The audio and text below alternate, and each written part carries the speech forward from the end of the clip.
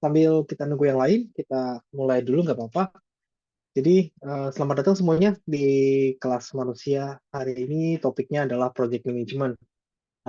Judulnya Project Management One on One.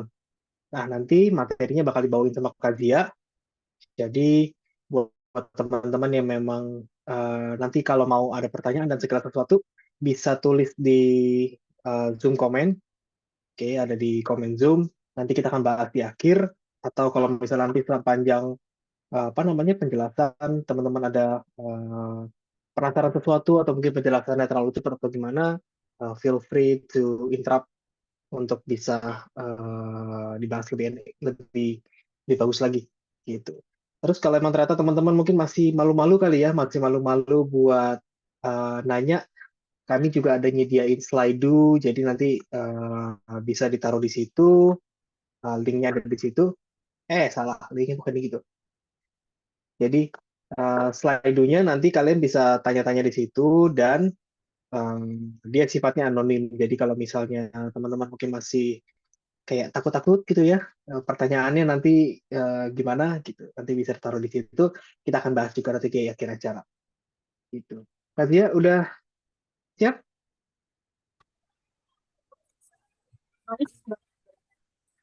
Di background suara. Suaranya kedengeran bentar sih, kedengeran dikit. Ya.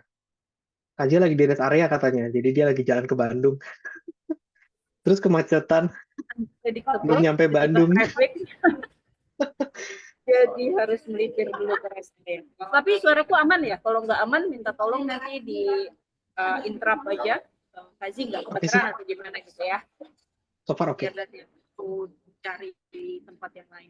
Oke, kalau gitu aku mulai aja. Thank you sebelumnya Kak Richard sudah bantu opening. Selamat siang teman-teman semua. Wah, aku melihat beberapa buka-buka lama nih, teman-teman yang belajar bareng dari awal sampai sekarang. Thank you banget yang udah setia belajar bareng manusia dan welcome buat teman-teman yang baru, teman yang baru banget join di manusia. Uh, Welcome di manusia.id. Mungkin aku kenalin sedikit manusia itu apa. Manusia itu adalah sebuah platform di mana adalah jadi teman belajarnya kalian semua. Kalau kita melihat, kalau kita ngerasa bahwa belajar hal baru itu menakutkan, belajar hal baru itu apa ya, bikin membosankan, di manusia harapannya teman-teman semua malah jadi ketagihan belajar. Saya terbukti beberapa teman-teman yang awalnya cuma ya yang penting dapat sertifikat gitu ya, akhirnya mau ikut lagi, mau ikut lagi, mau ikut lagi. Tapi lebih dalam lagi, misi kami nggak cuma gimana teman-teman bisa belajar, tapi kalian bisa improve yourself day by day. Bahkan semoga dengan kayak begini banyak anak-anak Indonesia yang semakin berani untuk mencoba hal baru dan punya skill yang mumpuni juga, gitu ya. So, aku coba share screen. Apakah sudah terlihat teman-teman semua? Wait, lagi loading. Sip, sip, sip. Oke, sip. Udah ya. So, welcome to Project Management 101. Disclaimer dulu teman-teman semua, Project Management ini akan ada beberapa sesi ya. So, akan ada yang level beginner banget sampai dengan level advance. Nah, kalau yang sekarang itu kita akan masuk ke level yang beginner. Untuk teman-teman yang kemarin ada polling di mana kalian semua belajar, ditanya kalian udah pernah belajar project management atau belum. Banyak banget dari 56 yang ikut pollingnya, baru 8 yang familiar ya dengan project management dan sisanya belum. Makanya di sini aku sesuaikan banget materi hari ini supaya teman-teman yang lain bisa mengikuti. gitu ya. So sebelumnya background aku udah lebih dari 10 tahun main di project management. Aku main di dua hal, di product dan juga di project. Hopefully dengan experience-ku aku bisa berbagi ke kalian buat teman-teman yang mungkin mau switch career ke project management. Semoga ini insightful dan bisa jadi pegangan kalian juga. So, sekilas info buat teman-teman yang mungkin nanti in the middle of class ada masalah atau gimana, nggak perlu khawatir karena materinya nanti kami akan unggah ke YouTube Manusia ID. Dan kalau kalian punya pertanyaan silahkan langsung ditulis saja di kolom chat Zoom, nanti oleh Kak Richard akan dibantu untuk di-collect. Nanti akan ada sesi di mana kita akan tanya jawab. And then the third one, kalian juga punya hak untuk bertanya. Kalau misalnya kalian mau tanya tapi malu, tadi ya udah ada slide, so you guys bisa ask di sana tanpa perlu tahu siapa namanya, dan nanti tetap kita akan coba jawab bersama-sama. Dan aturan di hari ini seperti sebelum-sebelumnya, mungkin untuk teman-teman yang sudah pernah ikut kelas manusia,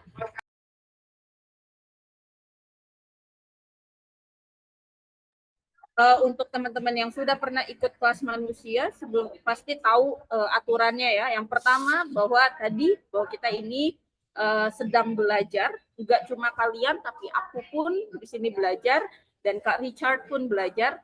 Jadi kalau ada salah, kalian misalnya pada saat menjawab jawabannya kurang tepat atau pada saat explore nanti ada yang kurang pas, it's okay. Nggak apa-apa teman-teman. Di sini adalah tempat yang aman buat kalian eksplorasi, buat kalian melakukan kesalahan di dalam belajar. Karena itu adalah part dari proses belajar itu sendiri. Ya, jadi jangan takut untuk melakukan sesuatu atau mencoba sesuatu. Dan yang kedua, kalau nggak paham, tanya. Kalau ada yang misalnya Kazi nggak ngerti nih, atau Kazi kecepatan, atau Kazi bisa nggak dijelasin ulang bagian A, silahkan. Ya, aku sangat senang dengan teman-teman yang proaktif seperti itu. Yang ketiga, still belajar itu proses. Nobody's perfect di sini. Dan semua orang belajar dengan cara yang berbeda. Dan semua orang belajar itu adalah hal personal. Jadi nggak ada proses belajar si A lebih baik dari si B, lebih baik dari si C. Tidak seperti itu. Jadi semua orang punya cara belajar yang unik, gitu ya. So, kita tanamkan ini di dalam di dalam kelas-kelasnya manusia, ya. So, oke, kita mulai sekarang. Aku mau langsung di kelas kali ini agak sedikit berbeda karena aku mau langsung teman-teman untuk akses whiteboard. Mungkin Kak Richard bisa dibantu whiteboardnya, Kak. Oke. Aku mau mengadakan kayak role play di sini. Anggaplah kalau misalnya udah bisa dibuka whiteboardnya, teman-teman sudah bisa akses. Aku mau kasih satu activity, ya, satu activity di mana di sini kita coba bermain sebagai seseorang yang mau mengadakan acara ulang tahun. Ini udah bisa diakses ininya apa whiteboardnya? Udah. Ini udah pada coret-coret. Oke, sip. Oke, udah coret-coret ya. Oke, pay attention sebentar ya, teman-teman. Nah, jadi kalian ini mau ngadain acara ulang tahun. Ya, bayangkan ya, kita semua mau ngadain acara ulang tahun. Nah, challenge-nya, tantangannya buat kalian semua di whiteboard itu, aku minta dari statement ini nih, dari activity ini, pertanyaan apa aja yang muncul di benak kalian, tuliskan itu di whiteboard kalian. Nggak ada benar, nggak ada salah, silahkan langsung ditulis aja. Mau ngadain acara ulang tahun. Apa yang muncul di benak kalian, pertanyaan-pertanyaan apa aja yang muncul dari activity ini, Kemudian tuliskan itu sebanyak-banyaknya. Aku juga mau lihat di whiteboardnya. Gimana cara ngelihat whiteboardnya ya? Ada tulisan whiteboard kan di bawah? Oh ya ya ya ya ya. Sek.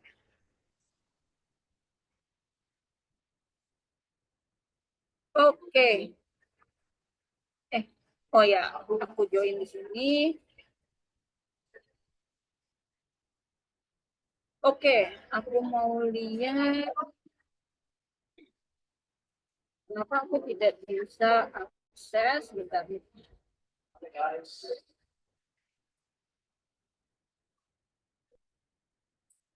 Ya,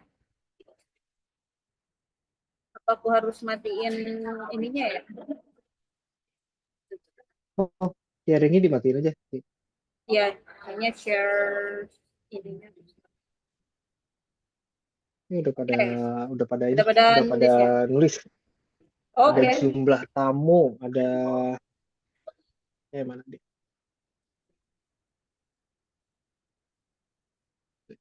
Aku mau lihat, Ada tapi jumlah gimana tamu, caranya? Sebentar. ada Oh, kenapa aku siapa nggak bisa aja buka ya, yang Kak? diundang, temanya apa. Kak bisa share screen aja nggak?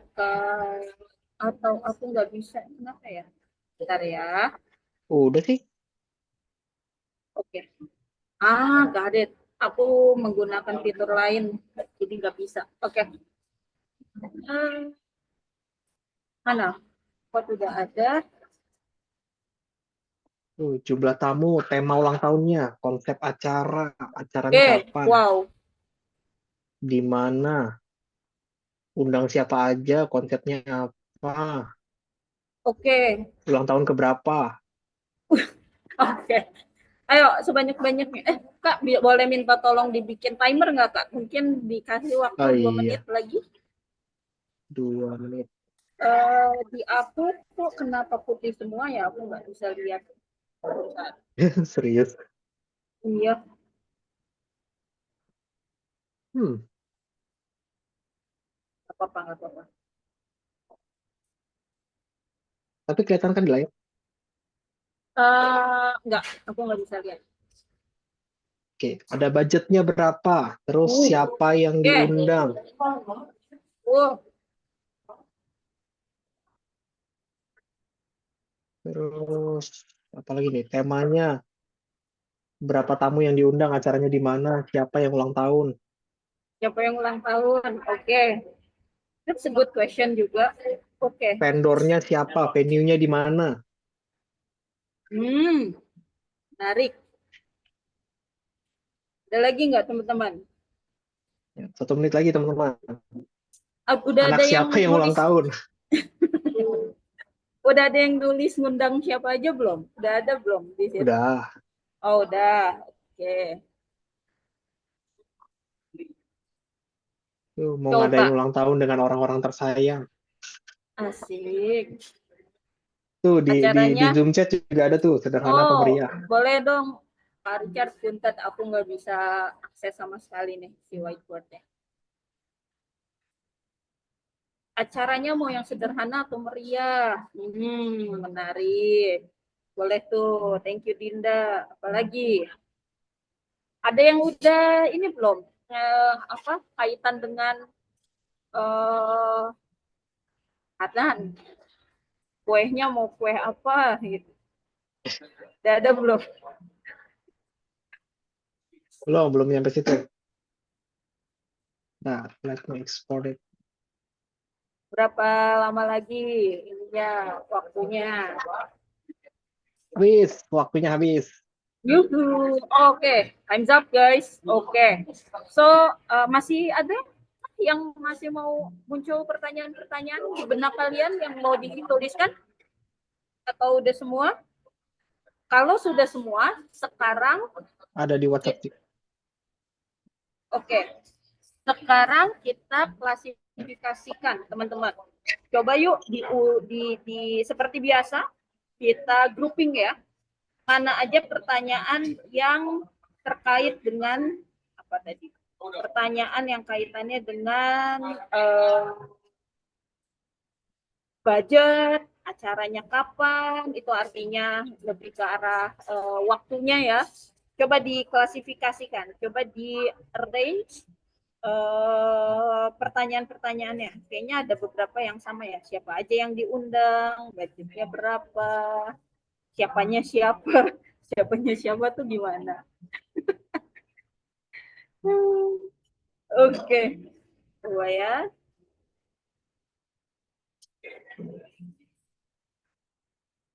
Coba aku mau present, coba aku coba ya.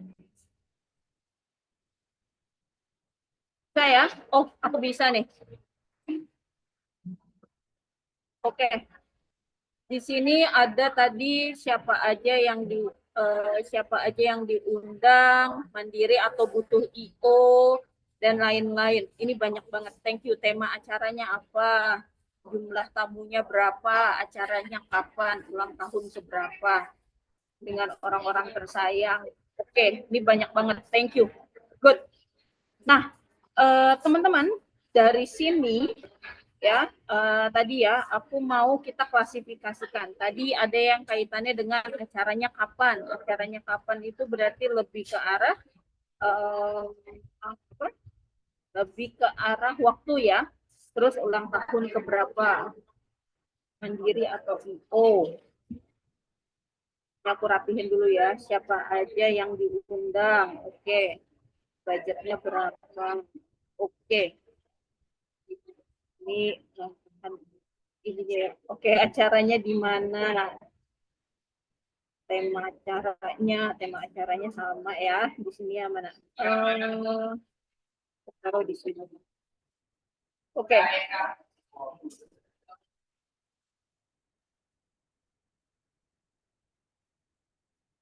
Oke. Kalau sudah semua di sini, di sini ada yang menarik nih. Konsep ulang tahun, mau ngundang siapa, mau ngadain ulang tahun dengan orang umum. Ya, bentar-bentar. Ini apa ya? Butuh berapa?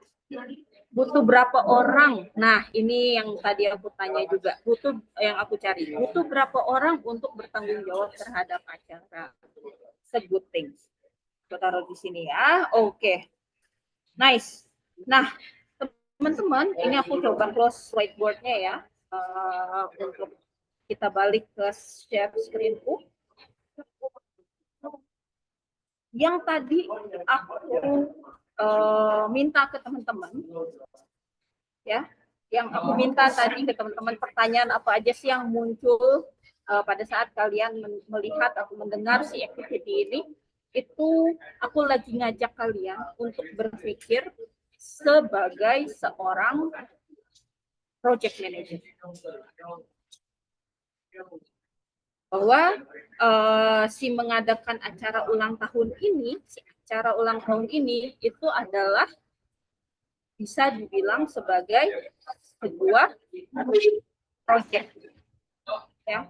Jadi kalau teman-teman tadi ada pertanyaan di mana ini acaranya mau dilakuinnya di mana, mau ngundangnya siapa aja, terus kalian mau acaranya di mana, terus budget mau pakai IO atau enggak. Nah, sebenarnya si acara ulang tahun itu sendiri itu bisa kita bilang sebagai sebuah project, gitu, sebagai sebuah project. Nah, definisi project itu apa sih sebenarnya?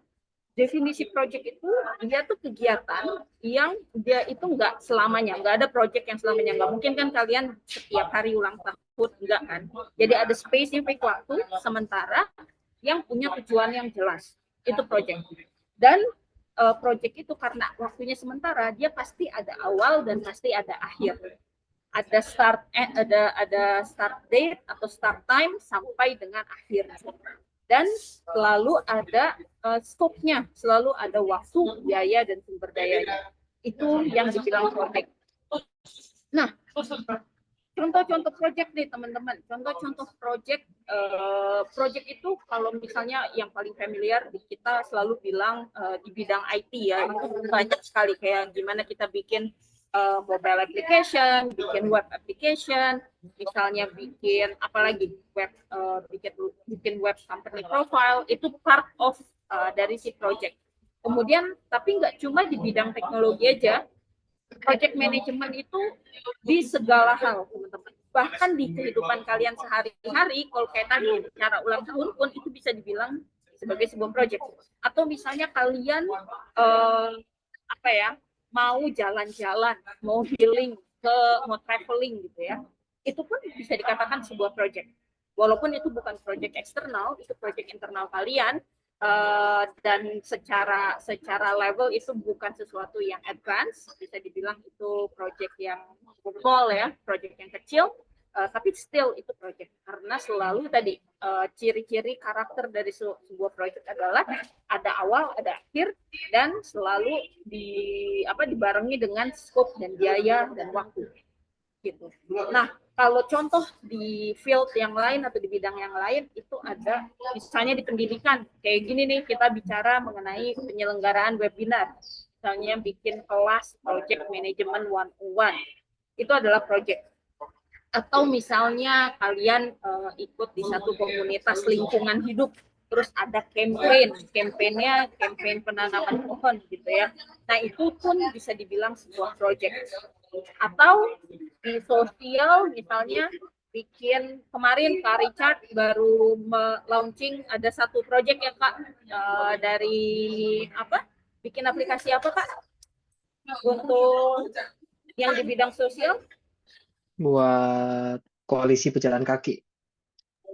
Ya, koalisi pejalan kaki. Nah, itu pun bisa dibilang sebuah project gitu ya, project di bidang sosial di mana empowering orang-orang yang hobinya tuh jalan kaki tapi secara facility tidak mumpuni gitu ya. Teman-teman, rasanya aku harus pindah dulu sebentar. Noise-nya terlalu besar. Ditunggu sebentar ya, 3 menit. Terus orangnya hilang. Ya teman-teman, ini kalau saya lihat di slide-nya ada 3 pertanyaan yang nanti kita bakal jawab. Ada, pertanyaannya, Mbak, ini ada satu dari Anonymous. Kalau dalam project management lebih baik mengutamakan proses atau kepada tujuan? Kalau proyeknya selesai, tapi dalam proses terjadi konflik. Menarik. Oke, terus yang kedua, ini ada bagaimana menghadapi konflik dengan atasan yang toksik dan micromanagement dalam proyek. Contohnya permasalahan antara CTO sama PM yang berdampak pada proyek. Terus Banyak ada sekali. pertanyaan nih, Kak Zia, ada kalau dalam project management itu lebih baik mengutamakan proses atau kepada tujuan aja. Jadi kalau proyeknya beres, tapi dalam prosesnya terjadi konflik. Oke, mungkin aku jawab kali ya. Kalau di dalam project tadi proses atau apa Kak? Sorry. Proses atau tujuan. Jadi kalau Proses tujuannya atau tujuan. tercapai, tapi prosesnya berantakan. Oke, sebenarnya antara proses dan tujuan itu nggak bisa dipisah, teman-teman, dalam project ya. Karena kebayang gini, pada saat nanti akan ada penjelasan lebih detailnya lagi ya. Tapi di dalam project kita itu terikat dengan waktu dan biaya. Kebayang kalau misalnya prosesnya berantakan, kita tidak planning di awal dengan baik gitu ya, dan kita nggak bisa kita banyak sekali, kita tidak terlalu manage resiko di awal, sekalipun kita sampai di tujuan pasti ada yang dikorbankan. Ada dua, antara waktunya dikorbankan jadi lebih lama untuk proyeknya, atau yang kedua secara budget kalian jadi boncos bahasanya. Makanya kenapa kalau pertanyaannya lebih mentingin proses atau tujuan, dua-duanya jadi sangat penting, tapi yang paling penting lagi adalah si proses itu harus rapi gitu, harus jalan sesuai plan dan semuanya predictable kok teman-teman, semuanya sebenarnya bisa diprediksi di awal. Jadi dalam jam terbang kita sebagai project manager, kita bisa lihat ini project ini high risk nih, akan muncul potensi-potensi resiko apa. Nah itu di awal kalian itu harus udah sebagai project manager kita sudah bisa harus tangkap itu di awal, dan ada mitigasinya atau preventive action ya, supaya pada saat jalannya proses itu tidak berantakan. Tapi dua-duanya harus menjadi di mindsetnya para project manager, proses harus rapih dan harus sampai di tujuan. Gitu. Next question Kak tadi. Lanjut materi dulu Kak, apa-apa. Oke, sip. Aku lanjut dulu ya. Jadi untuk tadi ya, project di kehidupan kita sehari-hari ataupun di field-field yang lain itu banyak banget. Dan apakah project management itu hanya untuk IT? Enggak, ya udah terbukti bahwa di berbagai bidang kalian bisa menjadi seorang project manager. So, tadi pun aku sempat bertanyakan ke kalian, apa aja pada saat kalian melihat activity atau ada aktivitas membuat acara ulang tahun, pertanyaan apa aja sih yang muncul? Itu banyak sekali tadi yang bilang terkait dengan acaranya kapan, terus ada lagi yang ulang tahunnya siapa, yang diundang siapa aja, budgetnya berapa. Pertanyaan-pertanyaan yang tadi itu masuk ke dalam sebenarnya kalian sudah diajar untuk masuk ke frameworknya sebuah project, ya kerangka kerja sebuah project. Dan pertanyaan-pertanyaan tadi itu masuk ke project initiation dan juga project planning. Pada saat kalian menjadi seorang project manager, biasanya nih ya, ada klien atau eksternal, misalnya kita konteksnya project eksternal lah, ada orang datang ke kalian, misalnya sih gue mau bikin website dong, udah titik gitu, bikin website dong, itu tuh terlalu besar ya. Kita gimana mau eksekusi si projectnya kalau kita tidak bisa inisiasi projectnya. Kita harus tahu dulu objektifnya tuh apa sih, kayak tadi ini acara ulang tahunnya siapa, terus kapan ulang tahunnya gitu, terus mau diadainnya di mana. Nah, itu sebenarnya adalah pertanyaan-pertanyaan inisiasi yang membuat kalian bisa punya gambaran. Oh, ternyata tadi budgetnya cuma 5 juta, tapi mau ngundangnya 50 orang. Ya nggak bisa lah. mau ngundang di mana gitu. Di rumah atau mau di mana gitu. Nah, itu yang kayak gitu-gitu itu masuk ke dalam project inisiasi dan project planning.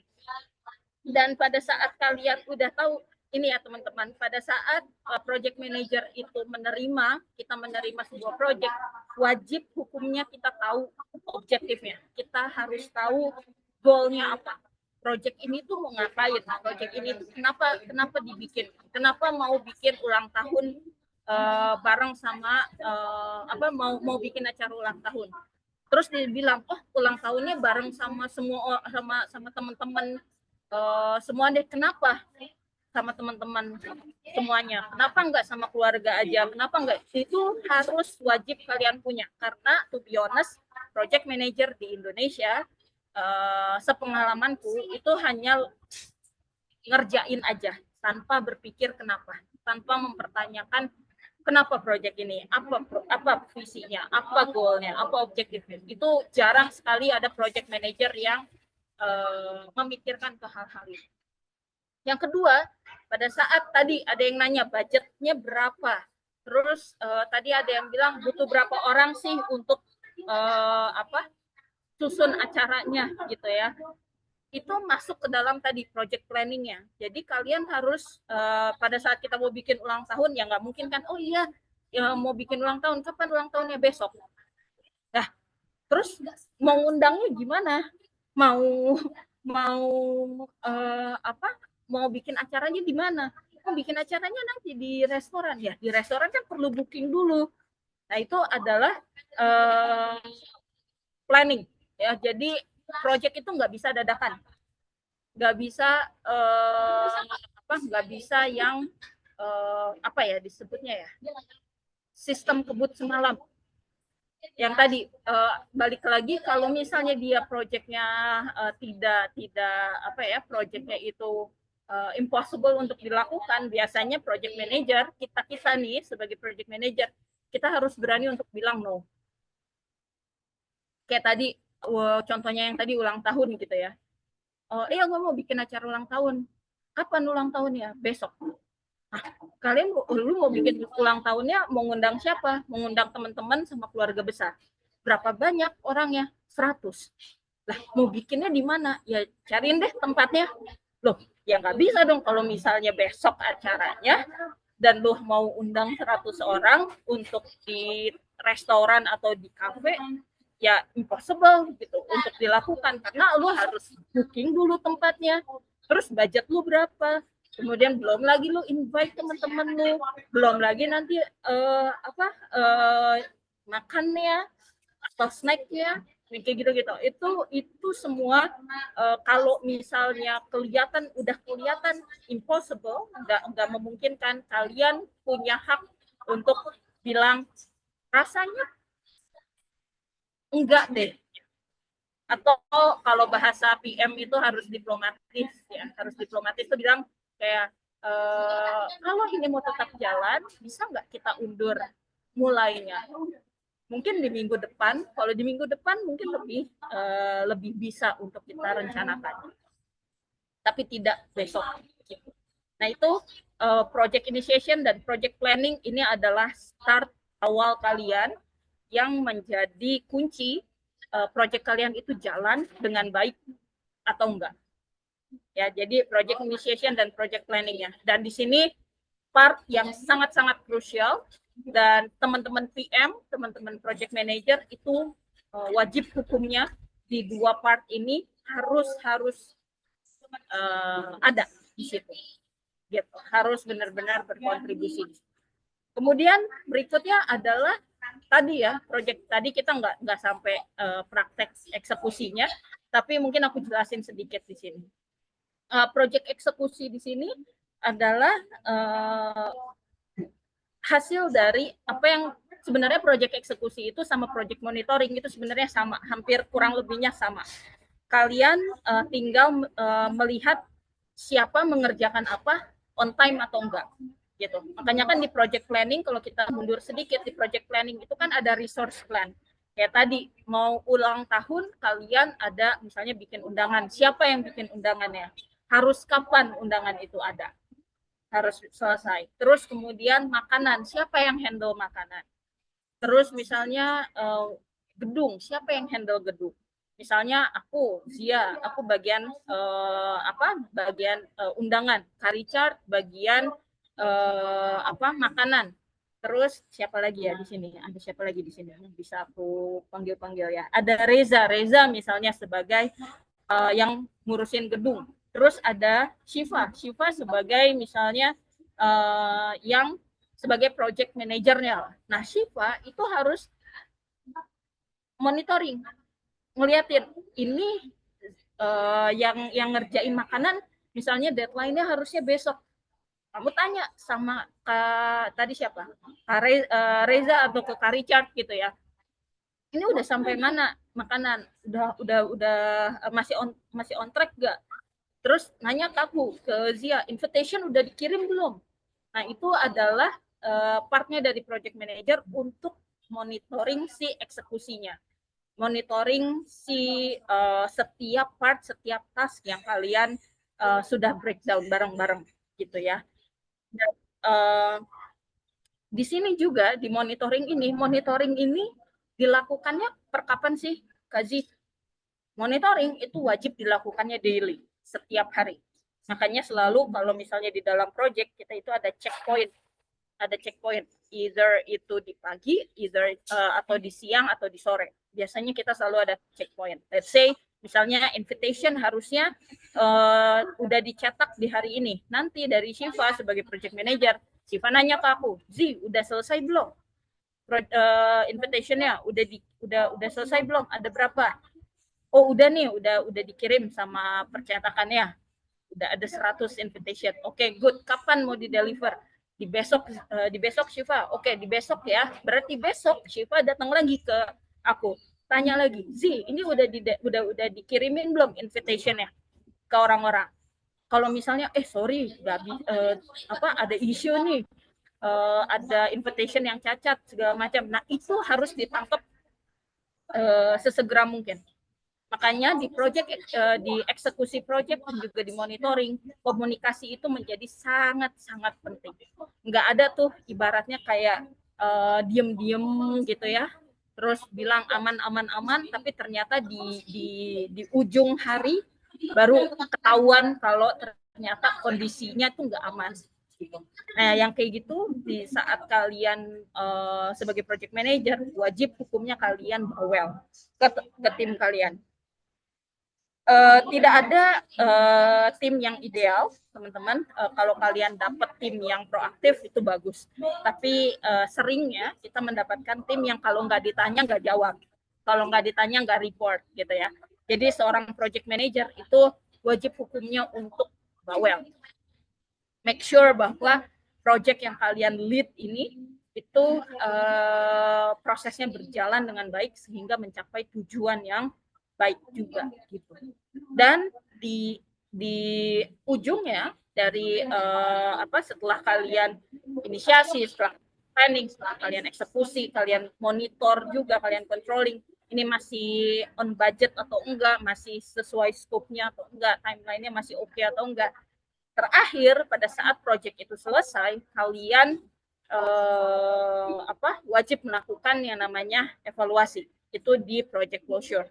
Jadi kalian punya evaluasi, ternyata acaranya bagus nih. Bagusnya karena apa? Nah, itu harus ada indikator di mana dibilang si ulang tahunnya sukses nih.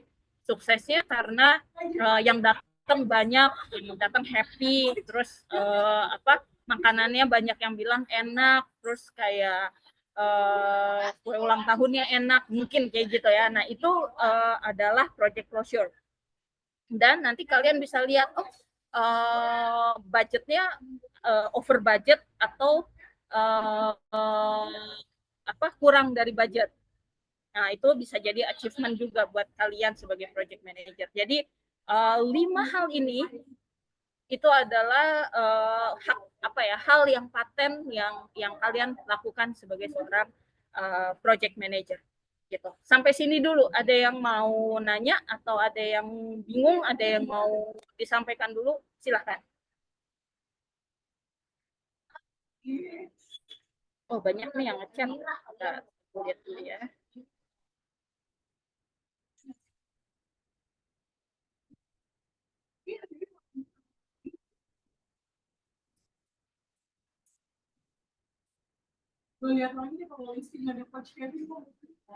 Oke, ada yang mau tanya dulu? Ini tadi ya.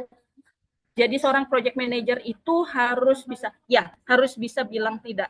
Guys, dari ini mungkin banyak orang kalau di kelas-kelas lain aku nggak tahu ya, tapi kalau aku di sini aku sangat-sangat menjunjung tinggi realistis. Jadi seorang project manager itu tidak boleh menjadi yes man. Ada yang tahu artinya yes man nggak, teman-teman? Ada yang tahu artinya yes man?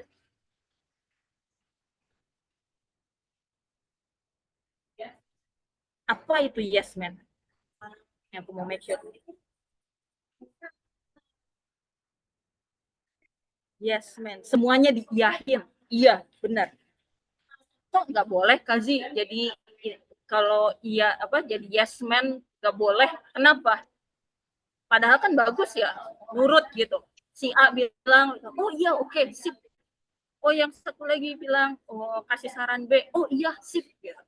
No, project manager itu nggak boleh jadi yes man. Kenapa? Karena balik lagi tadi, ada scope, ada budget, ada objektif, ada goal. Kalau misalnya semuanya kalian iyahin dan itu menyimpang dari tujuannya dan menyimpang dari skopnya atau menyimpang dari budgetnya, yang repot itu kalian sendiri. Kenapa? Karena aku pernah punya pengalaman PM sebelum aku. Jadi aku sekarang ada di satu perusahaan, aku pegang satu project yang besar banget gitu ya.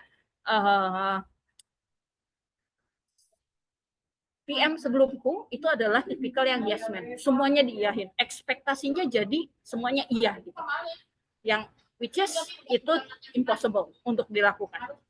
Nggak ada yang namanya semua bisa diiyahin. Kalau kamu iya untuk satu, harus ada no untuk satu hal.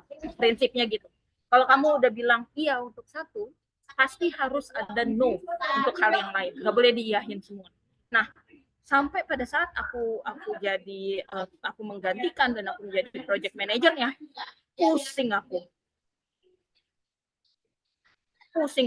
Terus kayak ini iya boleh kok. Pas aku lihat budgetnya udah merah, aduh ini gimana ini semua diiyahin gitu ya, scope-nya nggak masuk, budgetnya kurang gitu, dan akhirnya aku harus ngurusin lagi secara kontrak-kontraknya kayak gimana. Nah itu repot sekali.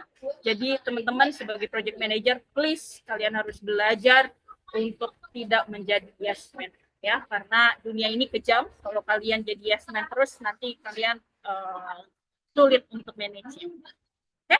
Nah, tadi aku sempat baca ada yang minta dijelasin terkait dengan scope. Nah, aku masuk ke detailnya.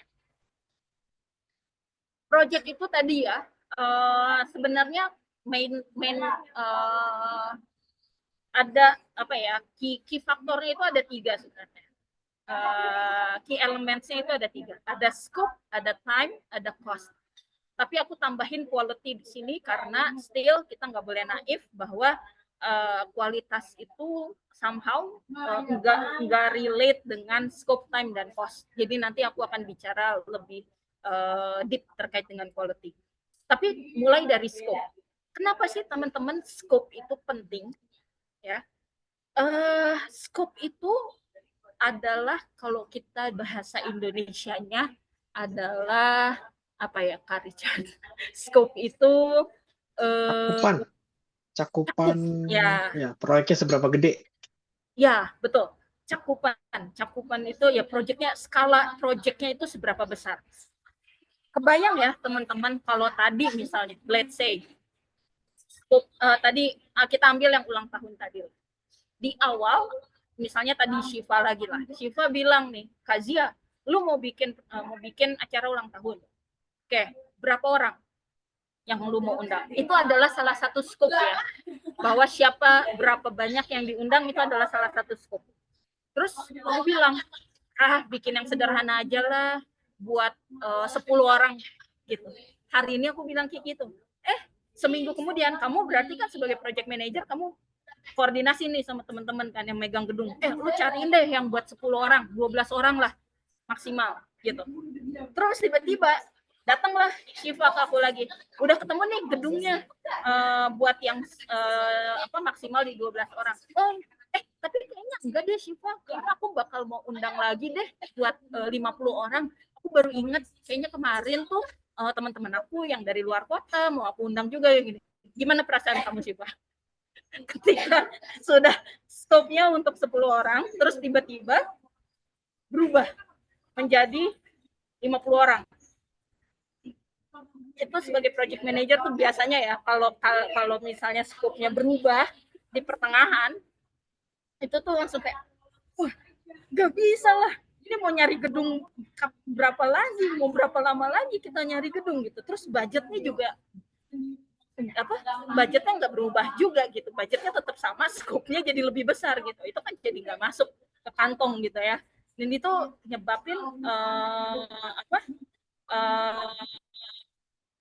nyebabin jadinya chaos gitu ya, jadi chaotic. Makanya scope itu menjadi sangat penting karena dia menentukan apa yang akan dikerjakan ya, apa yang akan dikerjakan dan apa yang tidak termasuk dalam proyek gitu. Apa yang nggak dikerjakan. Kalau scope itu tidak di manage, kebayang tadi ya, kalau bahasa kerennya itu scope creep. Jadi cakupan proyek yang nggak jelas atau berubah-berubah kayak tadi, ujungnya adalah kalian jadi antara waktunya jadi kalian harus lemburan nyariin gedung gitu ya, atau biayanya jadi membengkak gitu, biayanya jadi berantakan. Nah itu adalah kenapa penting sekali scope itu di awal itu harus di-define. Nah kita harus mengakui bahwa kalau di Indonesia, aku nggak tahu kalau yang di proyek-proyek luar ya, tapi harusnya sih sama. Jadi kalau di awal di depan itu tuh harus ada kesepakatan, makanya selalu ada kontrak. Kalau ini konteksnya project profesional ya, harus ada kontrak untuk menentukan scope di awal. Karena dari scope nanti akan keluar timeline, dari scope juga nanti akan keluar cost, gitu, akan keluar budget atau biaya. Nah itu yang harus ditentukan di awal. Kalau di awal itu berarti di project initiation dan di project planning ya, itu harus clear ya, apa aja yang masuk dalam pengerjaan, apa yang nggak masuk dalam pengerjaan. Itu untuk scope. Nah untuk time, waktu, kenapa waktu itu menjadi penting? Waktu itu apa ya, menjadi sangat krusial karena menentukan tadi cost-nya atau budgetnya. Project itu harus punya batas waktu. Nggak bisa tuh kalian misalnya ambil contoh project apa ya, bikin website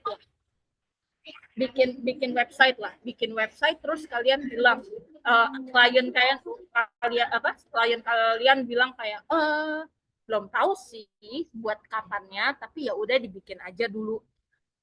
Terus kalian jadi kayak, loh bentar dulu nih, ini mau kapan dikerjainnya, mau kapan rilis yang nggak jelas, kapan mau dipakainya nggak jelas, gimana kita mau eksekusinya? Sorry.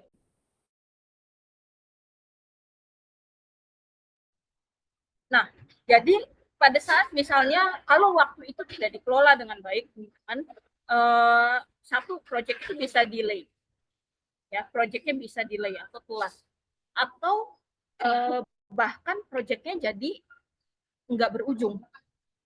Pernah ada satu pengalamanku, cuma nanganin satu project yang cukup simpel gitu ya, tapi karena nggak ada targetnya, akhirnya tidak jadi prioritas, tidak bisa diukur, dan akhirnya projectnya jadi bertahun-tahun dan itu nggak kelar-kelar. Nah, makanya kenapa waktu itu menjadi sangat penting. Dan kita PM itu benar-benar mainnya adalah main waktu. Gitu. Ini bisa selesai dalam berapa hari. Proyeknya akan selesai di kapan.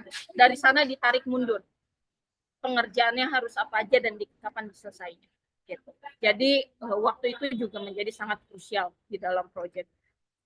Dan yang ketiga, kenapa cost atau biaya itu menjadi penting? Pengelolaan biaya itu penting untuk mencegah pembengkakan dalam atau boros dalam sumber daya gitu ya. Dan kalau misalnya kita ngomongin konteksnya adalah project profesional, kan ada kaitannya dengan profit lah ya. Kalian ngerjain project website, kalian tuh pasti maunya untung gitu. Atau kalau kalian bawain open trip, misalnya di sini yang senangnya ngetrip gitu ya, kalian juga maunya untung, dapat duit jajan dari sana gitu. Tapi kebayang kalau misalnya kalian nggak manage cost-nya, berapa sih biaya yang ditimbulkan dari si project ini, pengeluaran yang nggak dikontrol, akhirnya ujung-ujungnya bukannya kalian jadi untung, kaliannya malah buntung. Jadi kalian yang harus nombokin projectnya gitu, karena ada hal-hal yang tidak kalian ketahui atau diketahuinya di akhir pada saat lagi jalan projectnya. So penting banget. Cost ini tuh akan banyak banget ya. Kalau kita ngomongin cost nanti di sesi kelas selanjutnya aku bakal nanti kalau ada waktunya ya, nggak tahu kapan kelasnya, tapi di kelas selanjutnya aku akan bahas lebih deep lagi terkait dengan project yang benar-benar real projects gitu ya. Karena biaya itu banyak sekali, ada biaya resource atau manpower itu mau dihitungnya berdasarkan apa, man days kah atau man hour kah atau apa. Nah itu nanti banyak sekali turunan dari cost yang bisa kalian hitung dan dimasukkan ke dalam harga project gitu. Nah tapi itu advance, nanti kita bicara lebih dalam lagi di kelas selanjutnya. So tapi yang penting di sini kalian harus aware bahwa cost itu menjadi hal yang sangat-sangat penting juga di dalam project. Nah, terakhir quality. Nah, kemarin itu ada pertanyaan juga dari Kak Richard terkait dengan quality. Quality itu subjektif. Kadang betul-betul, kadang ada orang yang bilang project ini selesai dengan kualitas yang baik menurut satu orang, tapi ada yang menurut orang lain itu enggak. belum gitu ya, belum oke lah gitu. Tapi yang aku maksud di sini di sepengalaman aku pegang project ya, sekalipun misalnya skopnya masuk, dikerjakannya tepat waktu, terus on budget juga, budgetnya tidak lebih gitu ya, tidak boncos lah ibaratnya, tapi still kualitasnya kok jelek gitu. Itu ada teman-teman, ada, aku lihat dan aku ngalamin sendiri. On scope iya, on time iya, on budget iya, tapi pada saat aku tes, pada saat aku lakukan, loh kok banyak sekali errornya. Nah itu yang apa ya, yang menjadi salah satu sebenarnya nilai plus sebagai seorang project manager pada saat kalian hire tim. Pada saat kalian hire tim kalian, itu sebenarnya aku nggak tahu di Indonesia ini apa ya, terbiasa nggak para project manager ini untuk hiring tim. Tapi kalau buat aku sebagai project manager, kita harus punya skill untuk rekrut tim gitu. Karena kalau quality itu nggak ada kaitannya sebenarnya dengan kalau misalnya bicara quality itu lebih ke orang-orang yang ngerjain ya gitu. Jadi mau orang itu menghargai dirinya, misalnya, ya ini gua dibayar sebulan 20 juta gitu. Tapi secara karakter attitude dia jelek, terus susah dicari, terus udah gitu ngodingnya juga, kalau ini konteksnya technical project ya, teknis ya, IT project, codingannya berantakan, banyak bugs gitu. Nah itu still kalian tetap mendapatkan kualitas yang jelek. Jadi kalau kualitas ini cara kalian untuk bisa memenuhi standar dari si project tersebut dikatakan oke atau enggak, itu ada matriksnya. Let's say misalnya kalau di aku di project management IT, bugs-nya berapa banyak atau error-nya berapa banyak. Project dikatakan oke adalah ketika 0 bugs, 0 error. Nah, itu dibilang oke banget. Atau di bawah 2%, atau di bawah 20% misalnya. Nah, itu depends on kesepakatan dari stakeholders. Terus kemudian apalagi ya, kalau dalam IT itu bisa dibilang projectnya itu berjalan kualitasnya oke pada saat TPS. Kalau TPS itu apa ya, Kak Richard ya? Aku lupa. Time response Nggak time. pernah dengar. Nggak pernah dengar ya? Response time. Response time misalnya kalian buka Gojek misalnya. Lama banget buka project buka si Grab atau buka Gojek ya gitu. Itu kalau lama banget itu secara kualitas udah masuk ke middle low gitu. Jadi secara response time pada saat kalian buka aplikasinya, pada saat kalian pakai itu cepat, terus mudah digunakan. Nah itu ada standar-standarnya, ada indikator-indikatornya bahwa si kualitas itu bagus atau enggak. Nah tapi kualitas ini sangat melekat kepada orang, ya kepada manusianya. Nah project manager, kalian nggak cuma manage project. Buat aku sebagai project manager, kalian harus bisa manage people-nya. You have to know your team, you have to know your people, ya. Siapa yang kalian rekrut, siapa yang bekerja sama dengan kalian, itu kalian harus kenal karena itu kaitannya dengan quality. Bohong kalau misalnya yang penting on time lah, yang penting on budget lah, yang penting on scope gitu. Enggak kayak gitu. Still you have to know quality itu menjadi nomor satu. Kualitas itu nggak boleh diabaikan gitu, dan kualitas itu melekat kepada orang-orang yang mengerjakan. Project manager nggak cuma ngomongin tentang how to manage the project, but also how to manage the things. Ya, itu kalau dariku. Nah, sebelum masuk ke yang lain, ada yang mau ditanyakan dulu nggak, teman-teman?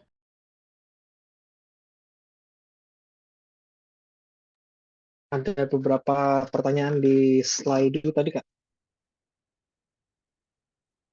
Oke, coba sebentar. Aku banyak juga ya. Bentar. Dari yang ini ya, apa yang sebaiknya dilakukan oleh ketua atau leader saat proyek yang dilakukan tidak sesuai rencana. Semisal ada permasalahan di anggaran, waktu, dan orang. Oke, aku jawab ini dulu ya.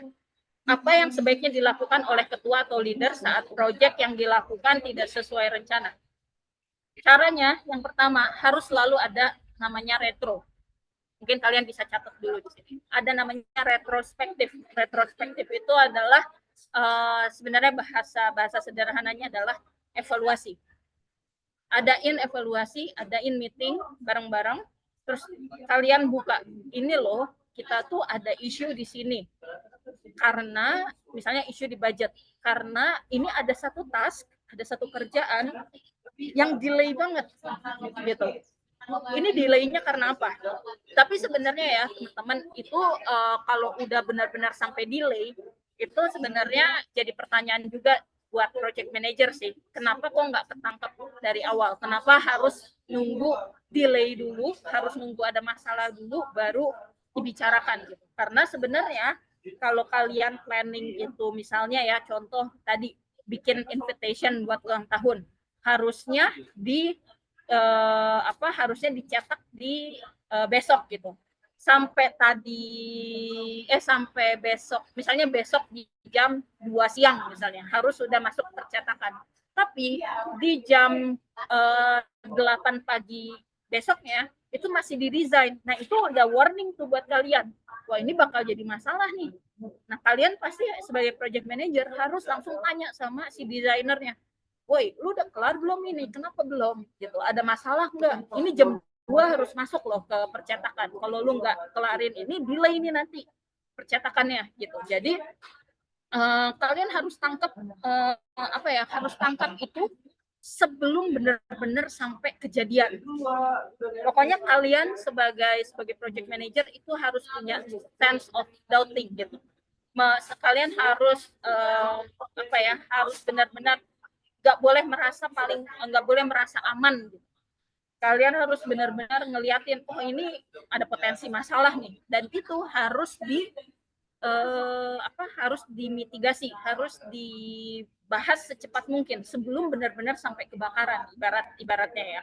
Jadi benar-benar harus ditanya, ini kenapa? Ini ada isu di sini. Nanti kalau dampaknya nanti ke anggaran, dampaknya nanti ke waktu gitu.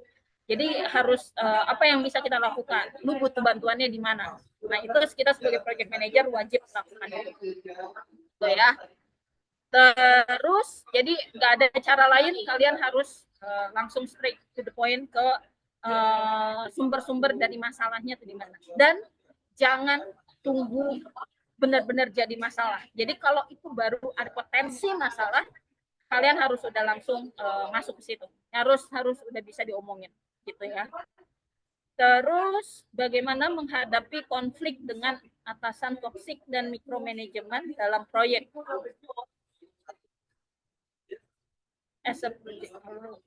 Bagaimana menghadapi konflik dengan atasan toksik. Ini aku jawab di akhir ya, nanti ya.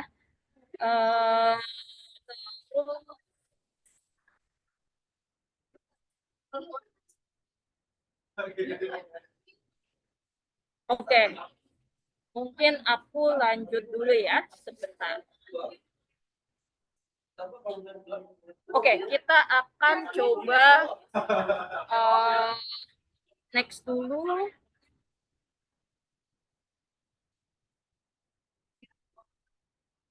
Nah,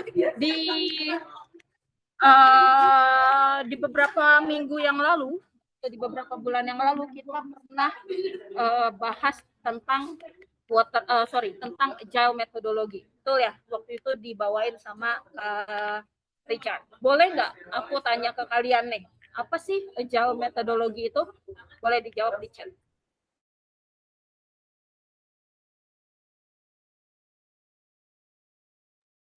Apa sih agile metodologi itu?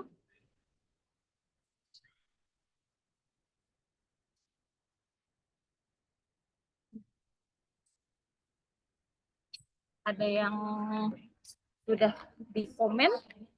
Apa teman-teman? Apa itu agile methodology? Yang udah pernah ikut kelas manusia sebelumnya pasti kalau ingat nih. Apa itu agile methodology?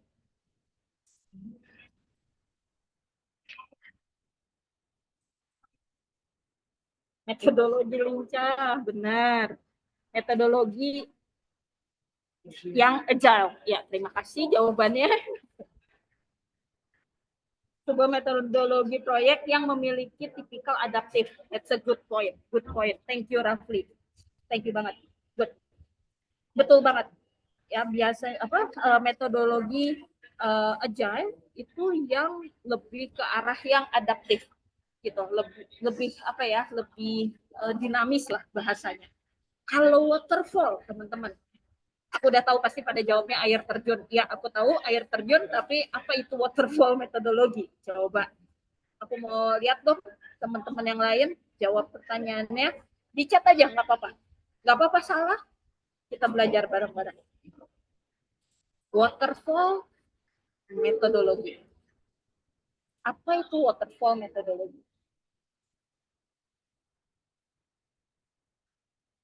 Tiga, dua, satu. Oke, waterfall metodologi. Kayaknya ada yang jawab ya. Sebuah metodologi proyek, ya prosesnya harus step by step. That's true, betul. Poinnya adalah itu. Kalau yang tadi, yang agile itu lebih satset lah bahasanya. Agile itu lebih dinamis, lebih cepat gitu ya. Sedangkan kalau misalnya waterfall, dia itu harus benar-benar urutan gitu. Harus ngerjain satu dulu, baru masuk ke yang lain, baru ke next step yang lain. Seperti itu, terus menerus seperti itu. Nah, kalau kita lihat ya, waterfall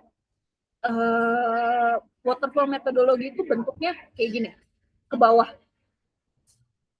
Ya, jadi kayak benar-benar kayak air terjun. Jadi dari requirement dulu selesai. Selesaiin requirement-nya, baru masuk ke desain.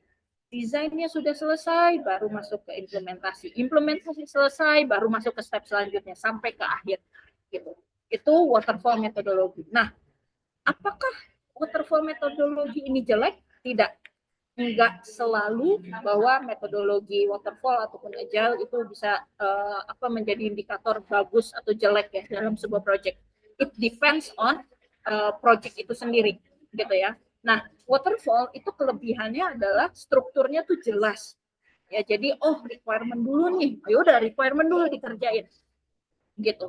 Terus dia juga secara dokumentasi itu jauh lebih rapih karena punya waktu yang banyak untuk kayak misalnya requirement, ya udah ngerjain requirement, kerjain dokumentasinya dulu gitu. Itu kelebihan dari waterfall metodologi. Dan yang ketiga, cocok buat project dengan syarat yang stabil dan gak banyak berubah. Kayak tadi misalnya contoh ulang tahun gitu ya, ulang tahun kayaknya gak banyak perubahan deh gitu ya. Nah, itu bisa menggunakan waterfall. Jadi, ya udah bikin invitation-nya dulu gitu. Habis bikin invitation, baru nanti disebar invitation-nya. Terus habis itu nanti apalagi. Mungkin dengan waterfall jauh lebih cocok gitu. Tapi kurangnya kalau misalnya si waterfall ini dia kurang fleksibel. Jadi kalau misalnya nih tiba-tiba kalian udah ngerjain requirement, misalnya requirement butuh waktu 1 minggu buat ngerjain requirement, baru masuk ke desain. Tiba-tiba yang punya projectnya bilang, requirementnya nambah dong. Nah, kalian tuh udah sampai desain, kalian harus balik lagi ke requirement, which is jadinya mahal, waktunya kebuang lagi, kemudian juga habis itu nanti ada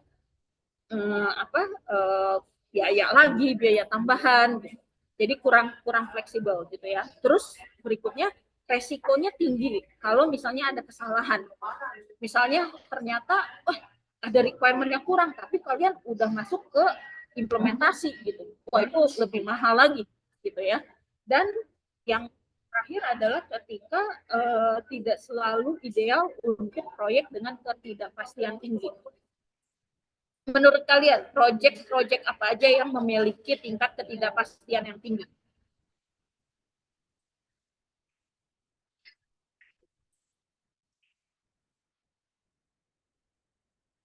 Wah, it's a good thing. It's a good thing. Ada good question nih. Ada yang nanya ketidakpastian tinggi itu indikator tinggi ini apa dan contohnya apa? Ketidakpastian yang tinggi itu kalau misalnya di dunia startup ya, kayak aku bikin produk digital gitu. Marketnya itu kan berubah cepat ya.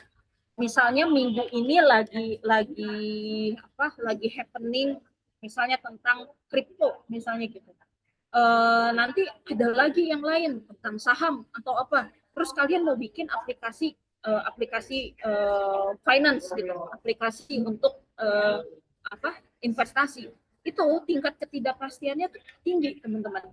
Kalian bisa aja di minggu ini atau di bulan ini atau di 6 bulan awal lagi tinggi-tingginya tuh tentang investasi. Tapi bisa jadi 6 bulan setelahnya itu berubah.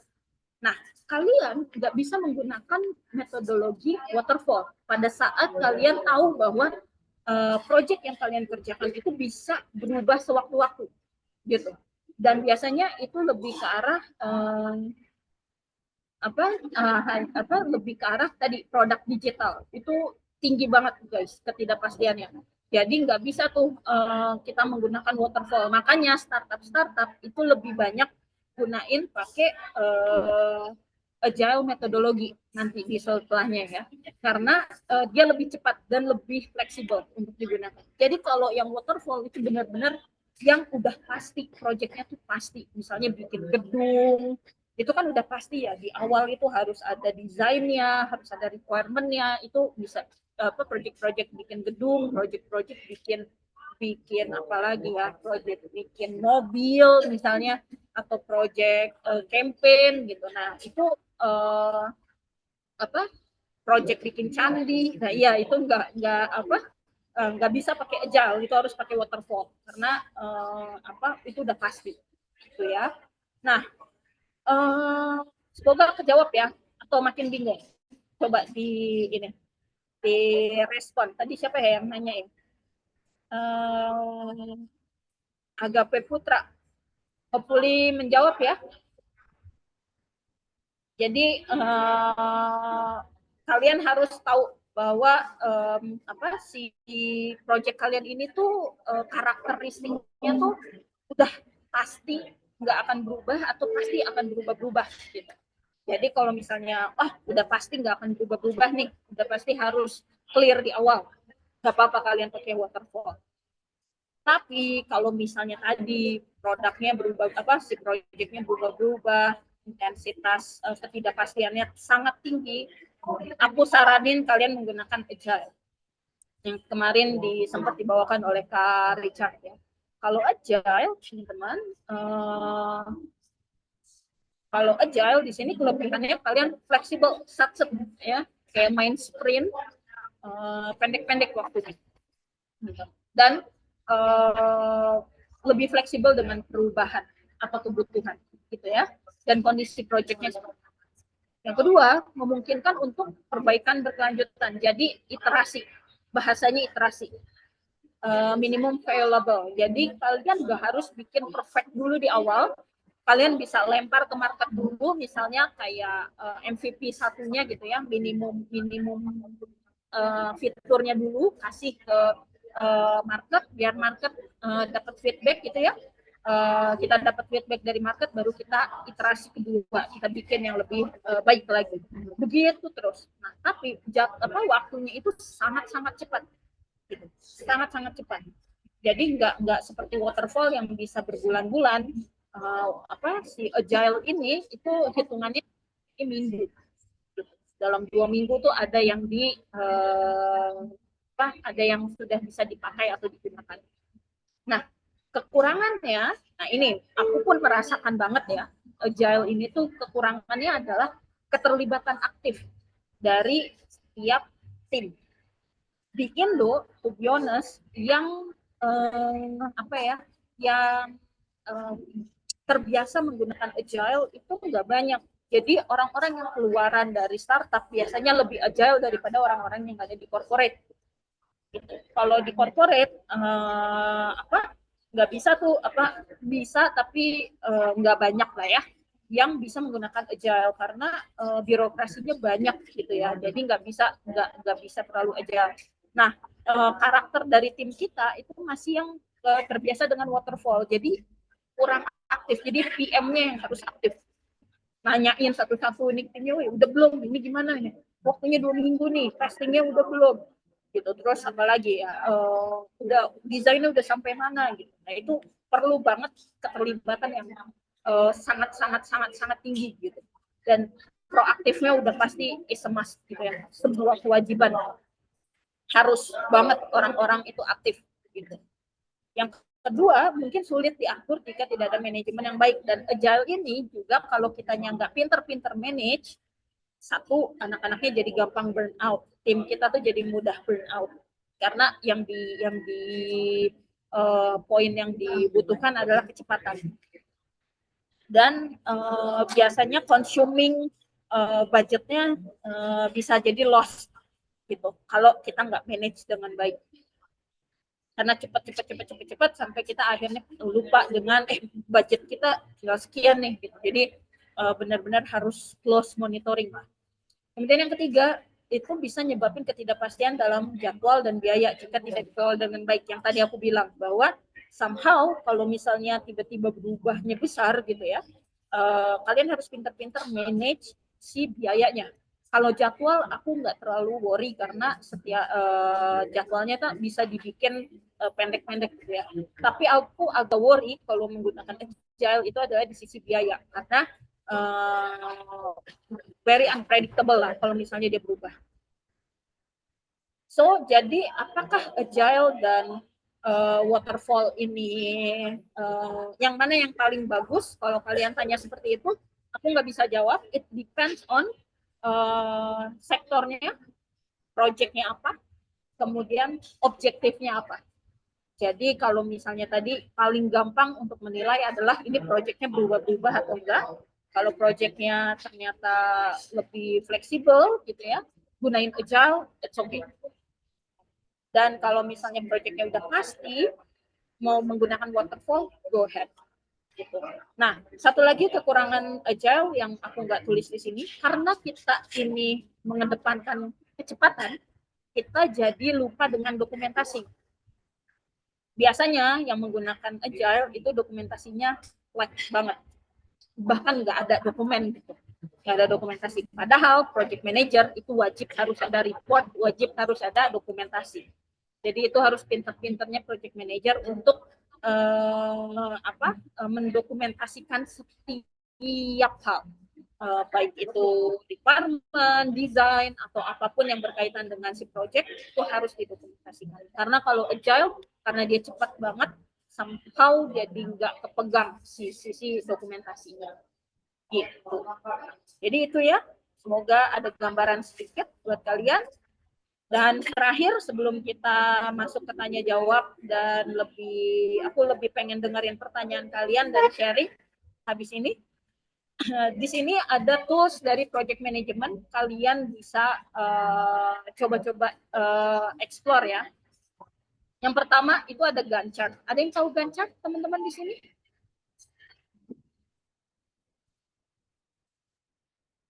Oh, ada pertanyaan bagus nih. Nanti aku jawab ya. Ada yang tahu Gantt chart nggak teman-teman? Ada yang udah pernah bikin Gantt chart sebelumnya? Oh, sorry. Timeline, betul. Biasanya Gantt chart itu adalah visualisasi dari timeline. Jadi ada tasknya apa, selesai di kapan, kayak gitu ya. Nah ini aku nanti akan kasih materinya ke kalian. Tapi biasanya di dalam Gantt chart project itu selalu main task atau subtask. Kemudian siapa yang ngerjain, terus ada plan baseline. Nah ini akan panjang lagi ceritanya. Nanti di sesi selanjutnya aku akan bahas terkait plan baseline. Kemudian ada actual timeline dan progress. Plan baseline ini menjadi acuan kalian untuk terkait status. Plan baseline itu yang tadi ya, misalnya kalian bikin plan nih, misalnya invitation harusnya bisa selesai di besok. Nah, actual Actual itu adalah yang terrealisasinya kayak gimana gitu. Apakah in progress, on track, atau misalnya delay gitu. Nah itu harus itu berdasarkan acuannya adalah dari plan baseline kalian.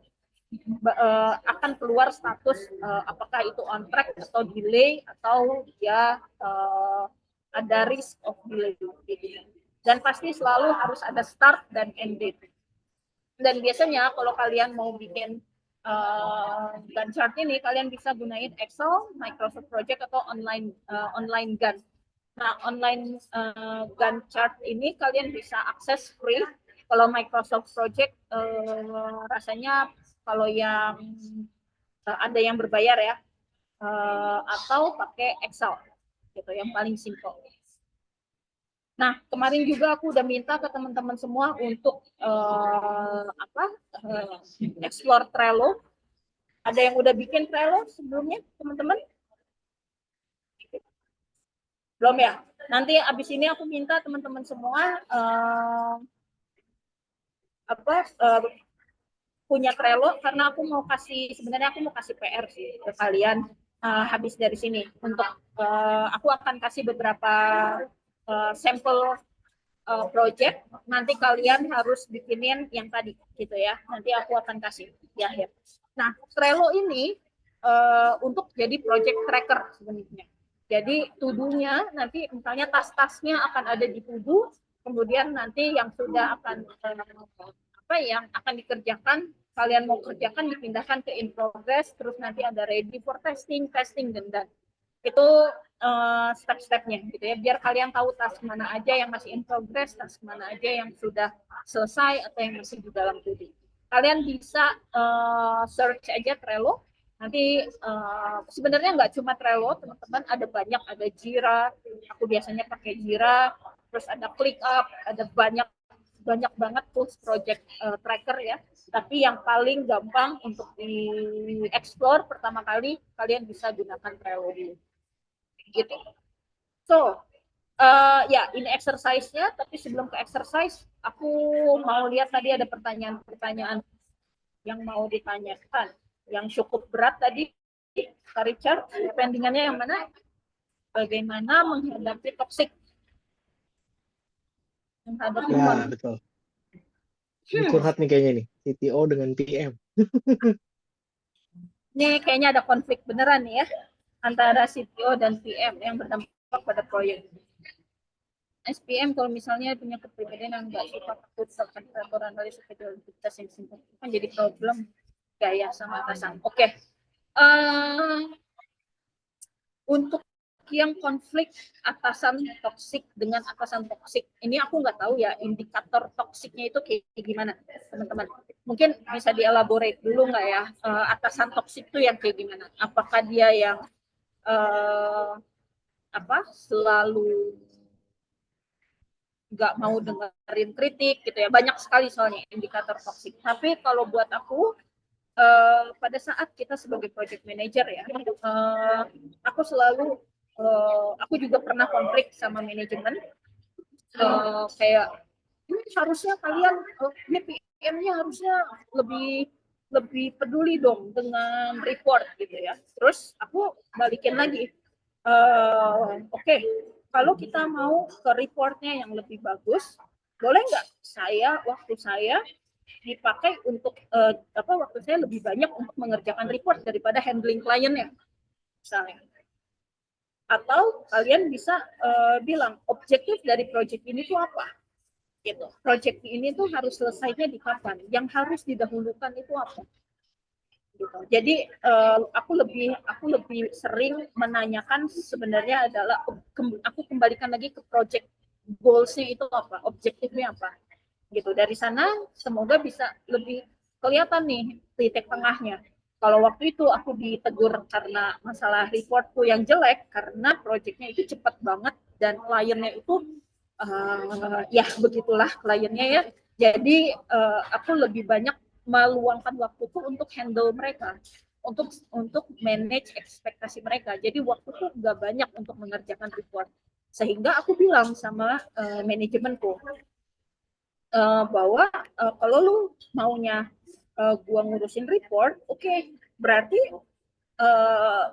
kita hire satu orang yang emang khusus untuk nanganin si klien ya, gitu. Masuk nggak ke budgetnya? Kalau nggak masuk, ya berarti titik tengahnya di mana nih? Gitu. Jadi still kalian harus buka open discuss ya dengan si manajemen gitu, dengan si atasannya. Tapi kalau PR lagi, kalau misalnya si atasannya ini adalah atasan yang nggak mau dengar gitu ya, atau atasannya ini adalah atasan yang maunya menang sendiri gitu. Nah, itu beda cerita tuh. Kalau udah kayak begitu, sulit untuk kita apa ya? Sulit untuk kita bisa ngobrol sama si atasannya gitu. Atau paling enggak ya kalian jelasin bahwa ya tugas tanggung jawab gue di sini untuk memastikan A, B, C, D. Nah, ekspektasi lu apa? Biasanya aku langsung saklekin gitu aja, gitu ya, ke atasan. Terus kemudian kalau dia micromanage gimana? Biasanya kalau yang micromanage itu dia biasanya nggak trust, gitu ya. Dulu aku beberapa bulan yang lalu aku menghadapi ini orang-orang yang micromanage. Aku melihat bahwa orang-orang yang micromanage ini adalah punya trauma. Dia nggak bisa percaya karena orang lain tuh nggak ngerjain sesuai ekspektasinya dia. Makanya kenapa kalau as long as kita memberikan planning yang jelas, kita memberikan plan yang step by step yang jelas, itu biasanya mereka akan lebih aman gitu. Jadi mereka lebih memberikan rasa percayanya ke kita dan kita menjalankan. Jadi kalau untuk orang-orang yang micromanage, kalian bisa bilang aja kayak, gue udah bikin plannya, ini plan gue, ini yang udah kita sepakati bersama. Lu lihat aja dari sini. Nanti resultnya akan gue kasih ke lu. Bahasanya begitu. Jadi kasih aja ke dia plannya seperti apa. Makanya project manager harus kuat di data, harus kuat di data. Data kalian, visual data kalian, timeline-nya seperti apa, strateginya mungkin gimana, itu harus terdokumentasi. Sehingga kalau ada atasan-atasan yang kayak gini, yang kalian kasih udah tinggal data itu aja. Jadi nggak usah buang-buang energi untuk berdebat sama orang. Kemudian SPM kalau misalnya nih punya kepribadian yang nggak suka kaku akan peraturan alias suka jalan pintas yang simpel. Oke, aku adalah salah satu project manager yang idealis. Aku awal mulanya itu dari product management, tiba-tiba aku ke project management, di mana project management itu harus ada harus demokratis jadinya, harus idealis, apa sih, harus aku kita harus bisa berpolitik, quotes unquotes ya teman-teman, aku lupa bahasanya, tapi kita harus jago di situ. Karena namanya project, kita itu kita itu kan handle klien. Ini konteksnya kalau project profesional ya.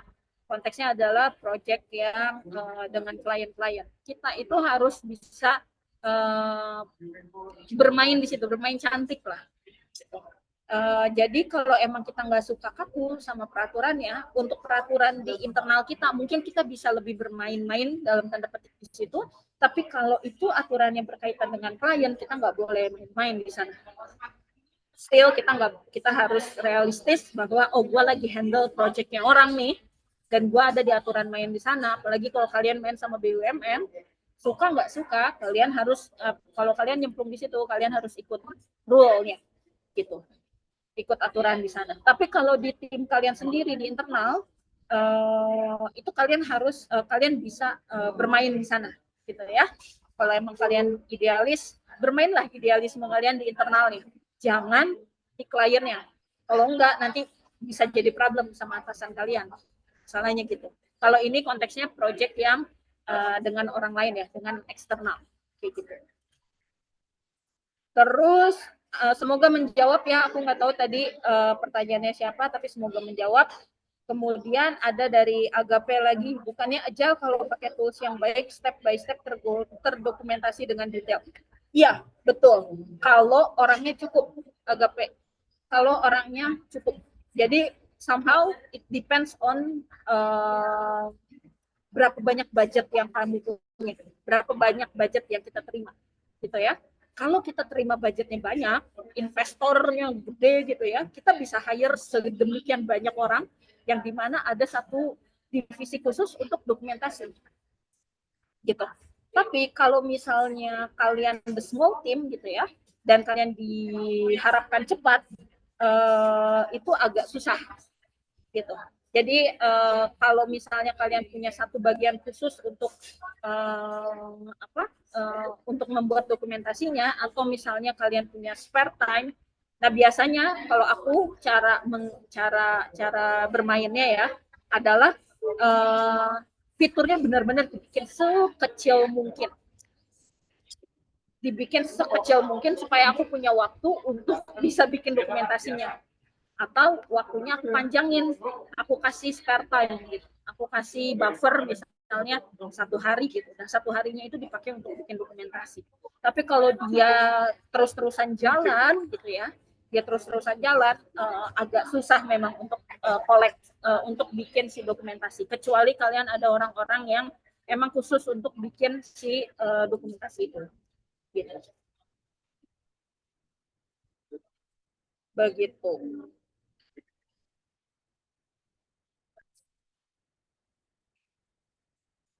Jadi ya tadi ya udah dijawab Kak Richard juga. Jadi kalau di biasanya udah ada GitHub atau ya GitHub ya biasanya dipakai untuk itu, dan nanti bisa kelihatan tuh dari change request-nya, dari mergingannya gitu ya kalau bahasanya bahasa teknologi gitu. Kemudian terus apa lagi ya? Ada pertanyaan lagi mungkin dari teman-teman? Ada yang kelewat dari aku? Betul, biasanya kalau dia startupnya besar gitu ya, ada orang yang emang fungsinya bagiannya hanya untuk dokumentasi. Gitu. Bahkan ada IM, engineering manager, terus ada lagi apa gitu yang emang khusus untuk mendokumentasikan semua hal yang kaitannya dengan ya mendokumentasikan banyak hal kayak gitu. Jadi kalau misalnya kalian mau kalian mau coba dalami gitu ya, kalian bisa coba search research lah terkait dengan si project management ini, strukturnya akan kayak gimana. Nah, aku lanjut dulu ya. Jadi untuk nextnya teman-teman, uh, aku mungkin buka sedikit ya terkait dengan Trello. Aku coba izin share screen.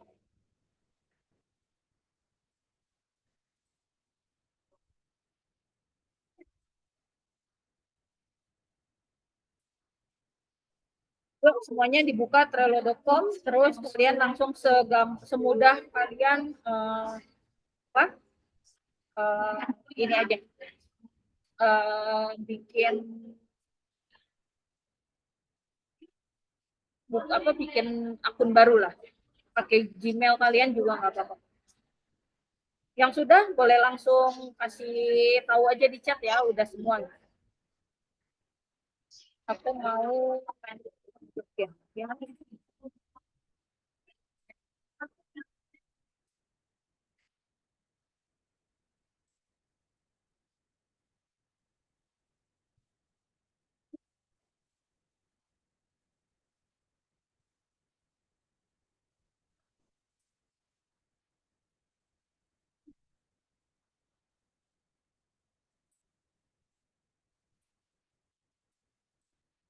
Oke, ada yang kesulitan untuk bikin Trello account-nya, atau ada yang sudah?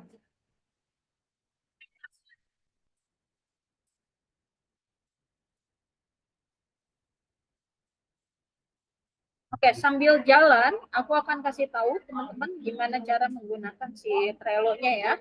Jadi kalau di awal nanti kalian akan muncul kayak ini, dan nanti teman-teman bisa bikin create board baru. Dan misalnya aku kasih di sini project management class one-on-one. Terus nanti kalau misalnya kalian punya workspace tersendiri, bisa di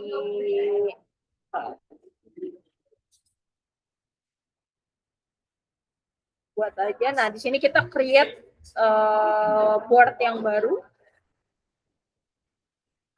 Nah, tadi ya yang aku bilang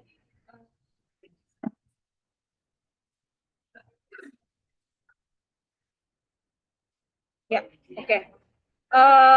Di sini ya, kalau teman-teman nanti aku ajarin gimana, mungkin bisa dilihat juga. Nanti kalian bisa bikin di sini tadi ya, ada to do, terus di sini ada in progress.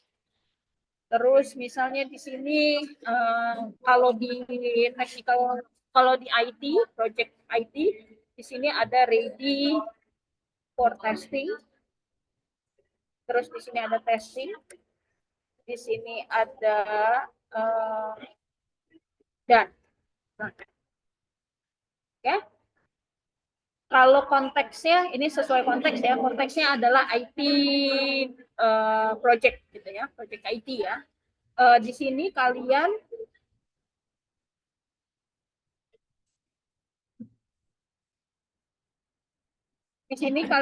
bisa di sini ya, misalnya tadi, misal kita ambil contoh mau bikin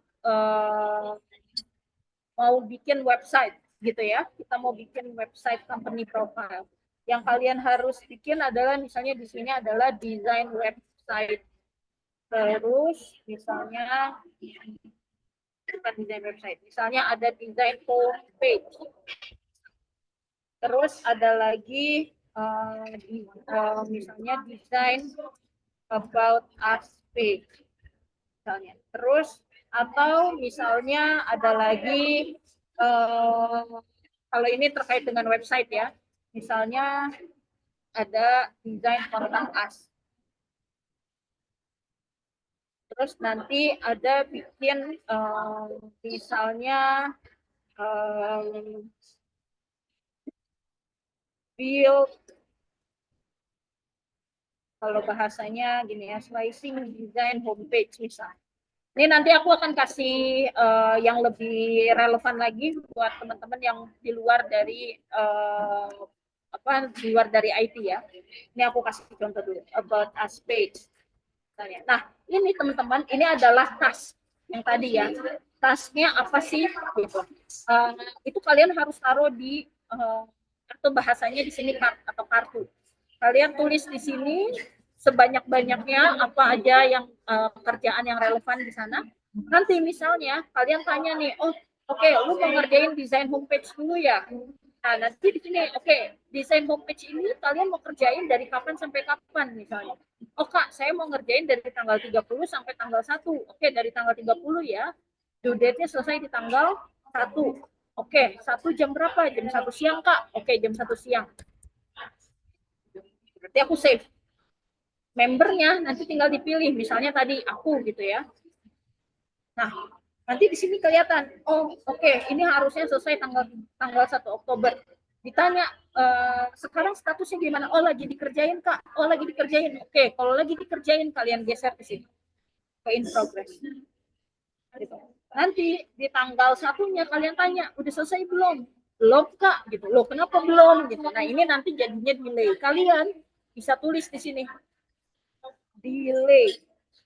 Ada isu di desainnya. Ada isu di laptopnya misalnya. Laptopnya blue screen misalnya. Gitu. Kalian sebagai project manager harus rajin-rajin bikin ini supaya ke-track gitu. Nah, nanti kalian bisa ada fitur komen dan lain-lain di sini. Bisa kalian explore gitu ya. Nah, misalnya contoh lagi tadi yang ulang tahun, misalnya proyek ulang tahun. Kira-kira teman-teman ada step-stepnya ngapain aja kalau kalau untuk ulang tahun? Apa aja tas-tas yang keluar dari proyek bikin acara ulang tahun? Ada yang mau nyumbang tas? Kira-kira apa aja teman-teman yang harus dilakukan? Step-stepnya.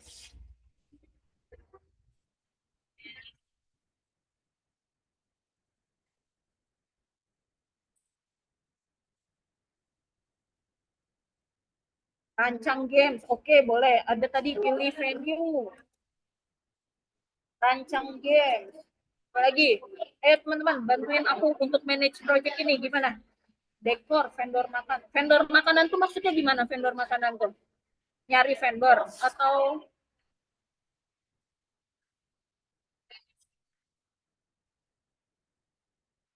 nyari vendor gitu ya maksudnya ya? Nyari vendor, oh nyari cari vendor makanan. Terus apa lagi? Tadi ada dekor. Apa lagi? Nah, boleh. Kue, beli kue ulang tahun. Terus apa? Nentuin pengisi kontak MC dan pengisi acara. Apa lagi? Tadi apa lagi sih? Ini undangan ya, bikin undangan. Oke, ini ya. Jadi semua tas-tas kalian masukin ke sini, teman-teman. Masukin ke tudu. Nanti masing-masing, misalnya tadi pilih venue sama Kak Richard ya. Kak Richard ini mau di kapan target tanggal selesainya Kak Richard? Ulang tahunnya di tanggal 4 Oktober. Berarti kita harus bisa nyari venue itu di maksimal di kapan? Tanggal 30, tanggal 1 possible? Richard nanti jawab, nggak bisa Kazia, harus tanggal 2 deh gitu. Oke, dibikin tanggal 2. Ya udah, kita sepakat ya tanggal 2 ya. Jam 1 siang ya maksimal ya. Sudah ada. Terus tadi yang ngerancang game, rancang acara game, siapa yang ngerancang acara game tadi? Immanuel. Immanuel, rancang game, targetnya di kapan bisa selesai? Tanggal 1 Kak, bisa Kak, tanggal 1. Benar ya, tanggal 1 ya. Jam berapa? Jam 10. Jam 10 pagi. Bisa. Oke, jam 10 pagi. Kita bikin sini jam 10 pagi. Rancang game. Oke, terus cari vendor. Cari vendor makanan. Tadi siapa yang nyari vendor makanan?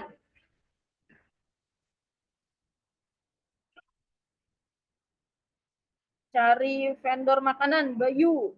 Bisa selesai di kapan nih kita bisa dapat vendor makanan? Tanggal 1 bisa nggak? Bisa, Kazi. Oke, tanggal 1 ya. Coba lagi.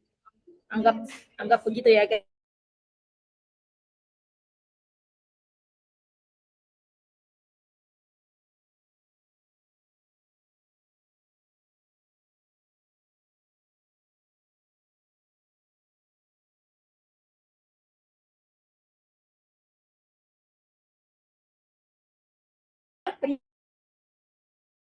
Jadi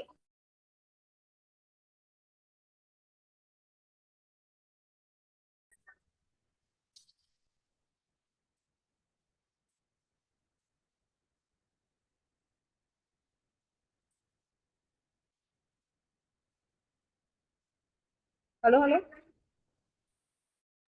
Aman-aman. Oke. Sorry agak putus tadi. Oke. Kayak gitu ya. Jadi fungsinya adalah di sini. Jadi tiap hari nanti teman-teman akan tanya nih, Kak Richard, udah mulai pilih venue belum? Udah Kak, lagi progres nih. Pindahin ke progress. Yang rancang game, udah mulai belum? Udah Kak, udah berapa persen? Udah 20% lah Kak, 20% ya. Berarti per hari ini sudah status progres. Ini sudah 20%. Ada isu nggak? Nggak ada Kak, aman. No isu. Next actionnya apa? Action itemnya next actionnya apa? Selesain sampai 100% misalnya. Nah ini kalian catat, kalian bisa catat. Kalau sudah selesai, Kak ini udah kelar Kak. Yang tadi yang mana? Rancang games ya udah kita testing misalnya. Kita taruh di ready for testing. Nanti yang ngetes misalnya teman-temannya, kalian bisa testing di sini. Pilih venue, misalnya udah selesai juga, kalian bisa langsung pindahin ke dan. Gitu. Jadi kelihatan task mana aja, lagi ada di stream yang mana, dan progresnya sudah berapa banyak. Nah ini progres itu harus diisi begini. Nanti aku masukin ini ke materinya biar kalian bisa lihat. Terus kemudian nanti kalau kalian mau tanya-tanya, kalian bisa tanya-tanya langsung di grup, gitu ya. Nah dari sini teman-teman, aku ada contoh Trello yang pernah dipakai. Bisa di-share nggak Kak? Boleh. Aku coba ya. Aku coba kasih lihat. Tapi ini IT punya, nggak apa-apa kali ya. Kalian bisa lihat di sini. Nanti kalian bisa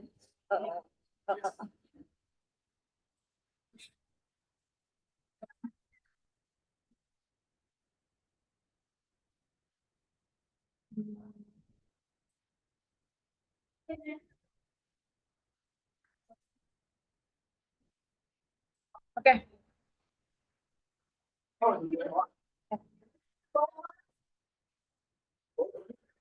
Berubah nggak ya screen aku?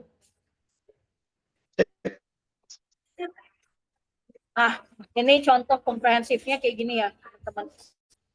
Kalau yang aku pernah kerjain project social media ini dari Indonesia,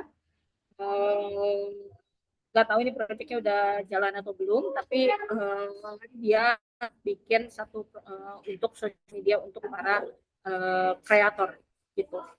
Nah di sini kalau aku manage-nya biasanya adalah ada backlog-nya. Apa itu backlog? Nanti kalian bisa lihat di YouTube-nya Manusia di kelas yang agile. Nanti kalian bisa lihat di situ apa definisi dari backlog. Nah, nanti kalian masukin nih rencana fitur-fitur apa aja yang mau dikerjain. Ini aku tulis di sini ada explore features, ada identifier, ada display in profile gitu ya.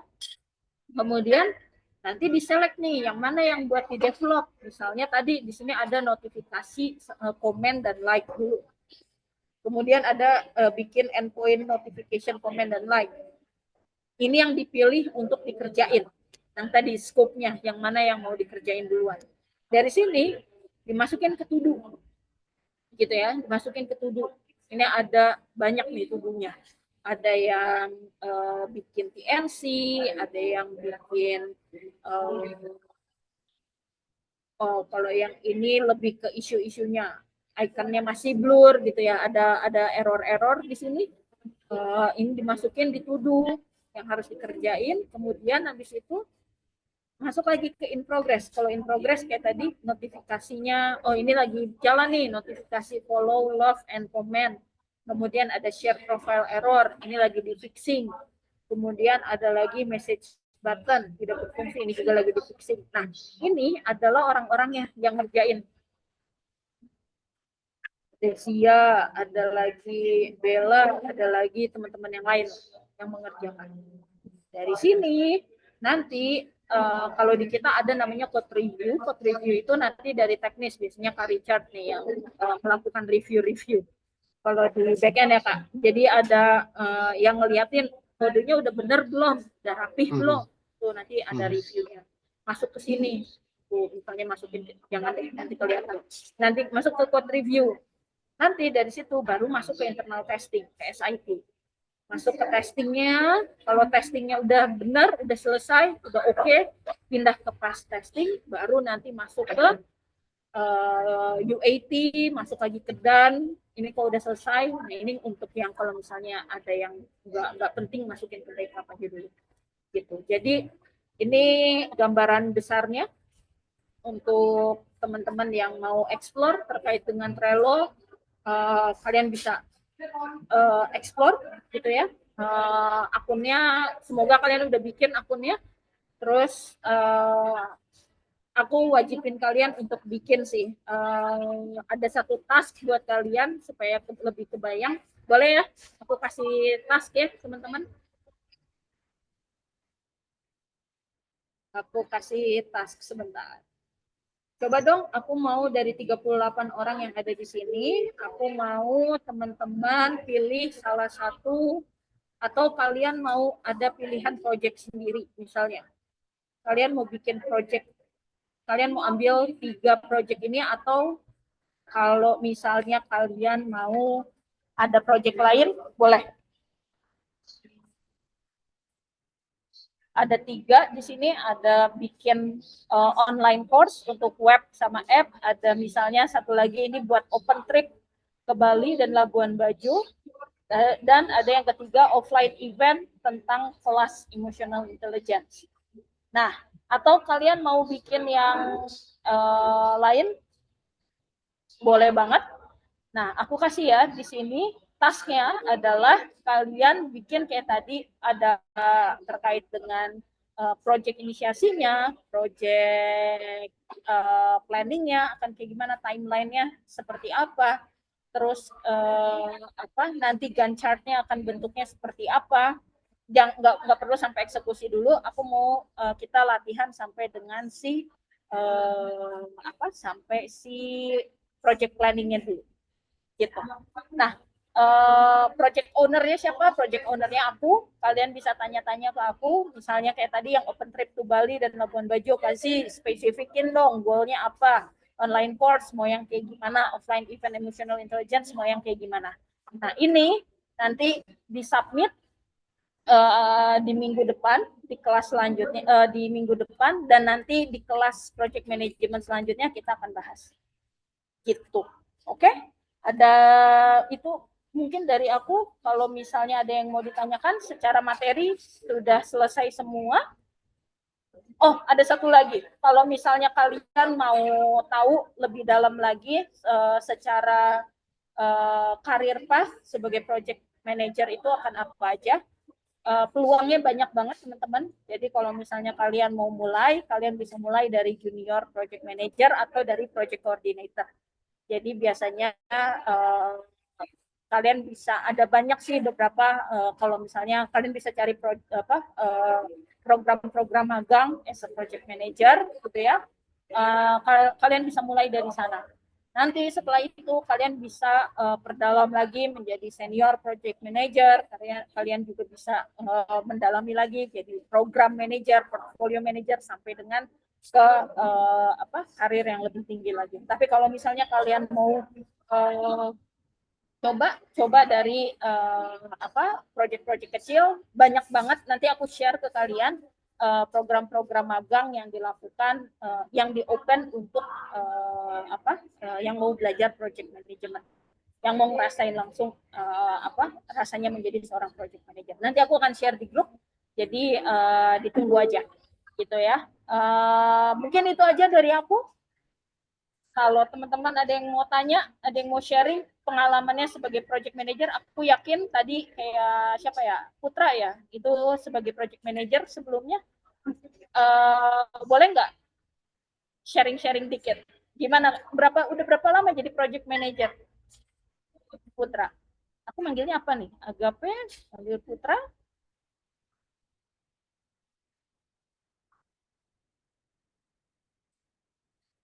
Atau ada yang mau share pengalamannya?